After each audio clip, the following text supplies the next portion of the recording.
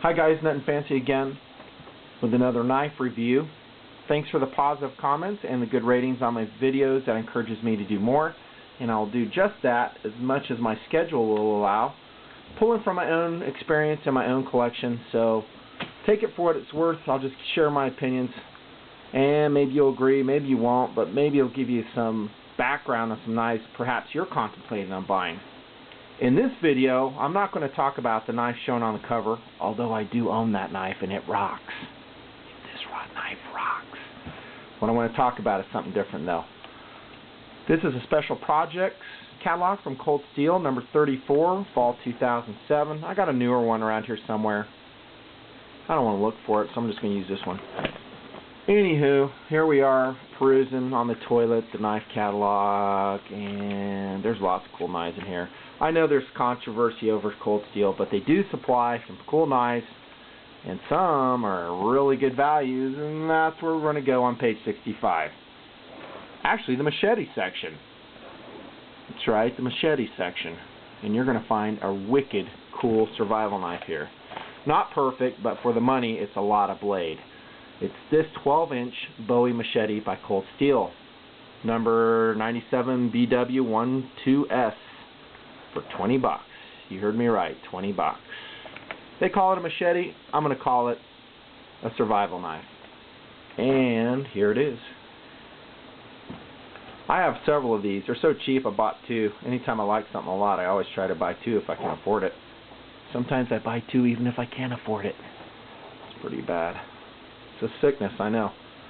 Anyways, here we are. Cold Steel 12-inch Bowie knife.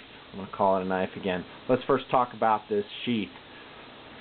Well, actually, let's back up just one step and let's talk about the category. Remember, we got to categorize the knives and delineate what we want that knife to do for us. This is a survival/combat knife. In that category, we are accepting the premise that to get more capability for what we want to do, we're willing to carry more weight.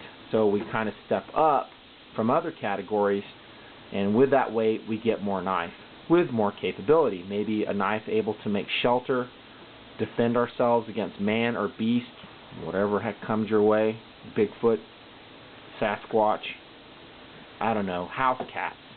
Whatever is in your arena of operation and you need to defend yourself, a knife is a viable option.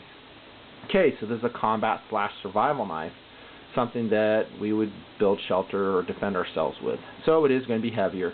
But in doing so, we want something with more mass and more heft that we're able to do tasks like shelter building, splitting wood, fire making, batoning through wood, and that's the category we're talking about.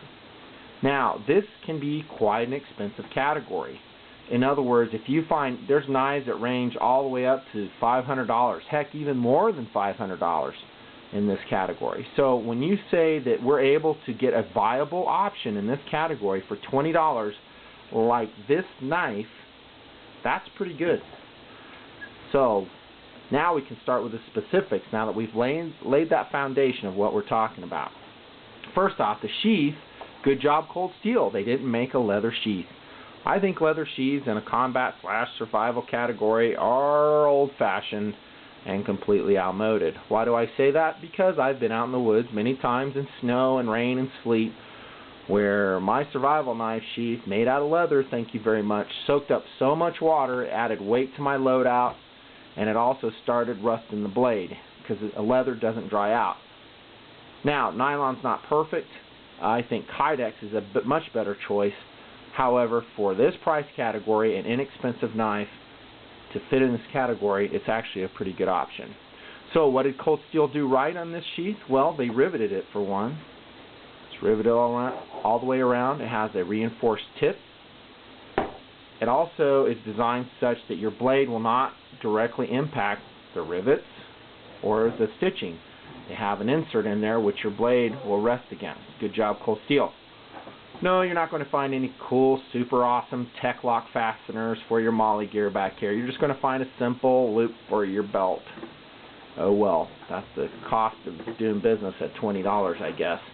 But great sheath, not great, I should say good sheath at this price point. Let's look at the knife. We take this bad boy out and look at it. First thing you may notice is that it's not a stock cold steel 12-inch Bowie. Yes, I have had this custom sharpened, specifically by Razor's Edge in Salt Lake City, to whom I sent the blade to. John did this one for me. No, I don't work for Razor's Edge. No, I'm not advertised for him. But a lot of people ask me, hey dude, who does that for you? And I'll tell you. Anywho, blade shape is your standard Bowie design. Great sweep. I'm not going to talk a lot about it. You guys that have knife experience are very familiar with the Bowie knife. It's a very purposeful, excellent blade shape. One of my favorites actually in this category because it's so darn effective. Has a great stabbing potential, great slash with the belly there. This particular blade has good reach with a 12-inch blade, of course. That's perfect. You'll notice also that I had my clip sharpened. Remember, this, in my opinion, should be a combat knife too. And so I want to be able to pierce body armor if I need to. And I guarantee you this knife will do it. Check out the sharpening job on this. If you guys make response videos and you do what I'm doing here, be careful, man. You can cut yourself. There's a piece of paper. Get it started. Yeah, it's pretty sharp. I touched it up with a steel too. Get that razor edge on it. I love it. Now, do you need a razor edge on a combat? Man, let's call it a survival knife. No, you don't. I mean, if you're going to be chopping through wood and stuff, that delicate edge will probably just fold over and you're going to have to put a utility edge. So why do I do it? Well, it's easy enough to sharpen, cheap enough to sharpen. I don't mind thrashing this price point of blade, so I like it. And should I need to employ this in a defensive way, it's absolutely deadly. So yeah, I lose a little bit, maybe durability on the edge with that shallower grind that I have on it. However, I gain maybe a little bit more defensively with it. So make your own choice. I will say that as the blade comes from Cold Steel with their stock grind on it, it sucks. Okay? Sucks. Thumbs down. You're going to have to change it. You're going to have to get someone to grind that sucker for you, or do it yourself and do a good job if you can. If not, send it off to someone that can do it for you, and that will square this blade away so it reaches its full potential. As the edge comes from Cold Steel, it will not have its full potential. Once you sharpen it like this, it will. Now, this is made of 1055 steel.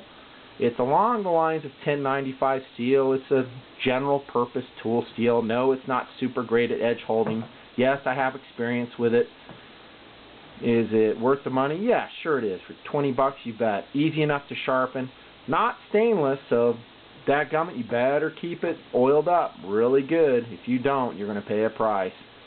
Keep that exposed edge. Expect this to wear just like my Cold Steel Recon does, as I've used this one quite a bit in the woods. So it'll look like that. That's normal though. You want it to look worn. It's a badge of honor in my opinion. Now, on the downside for this blade is it's not very thick. It is machete thickness. It's only 3 millimeters thick. Why is that important? Because it's not going to be a great baton knife through wood. Let me explain. Look for my future videos on this knife, the Cold Steel Recon Scout, and its larger brother, the Trailmaster. Look at how thick that blade is. It is like a wedge when you pound that sucker through wood. It will absolutely split a log in two. Now, you're going to miss that aspect with this narrower profiled Cold Steel 12-inch machete. Okay, overall though, great job on the blade. Real quickly, I'm running out of time. The handle. It's made of polypropylene or something like that. It's nicely checkered. You can hang on to it nice. I would like to see the choil raised up so we don't slip forward as we use it, especially in a defensive purpose. But the handle is actually pretty darn decent. It has a good tackiness to it, and it's not too heavy. Overall, the knife and the sheath weigh about 15.5 ounces if I'm not mistaken, and it is an excellent combination for 20 bucks. So, in review, decent steel, not stainless. If you get a good edge on it, either yourself or professionally, it will bring this knife to its potential, and it is a deadly and effective overall survival knife, I think, in the woods. Remember, maybe not a great batoning, fire prep knife, but overall it will chop and hack with the best of them. I would buy 2 of these today. Nothing fancy.